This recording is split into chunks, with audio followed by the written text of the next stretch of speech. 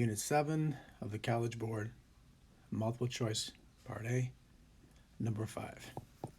Which of the following of these are solutions to this diffie-q? So to answer that, we're going to need to know what y is, what y prime is, and what y double prime is. So for each possibility, quickly calculate the first and second derivative. Now we'll just substitute them in and see if we get a true equation, starting with Roman numeral 1.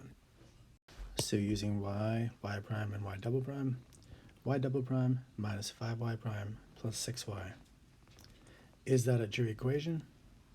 We can see right off that it is, because we have positive 4, positive 6, that's positive 10 e to the 2t, and negative 10 e to the 2t. That indeed is 0. So Roman numeral 1 definitely is a solution. So let's cancel off this one and this one. We're left with either A or D.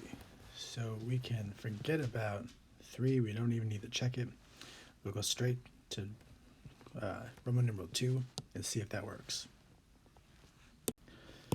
So when we substitute those values in, we have 18 e to the 3t and 27 e to the 3t, which is 45 e to the 3t minus 45 e to the 3t. 0 is equal to 0. So Roman numeral 2 also is a solution. And that's how we get our answer, choice D.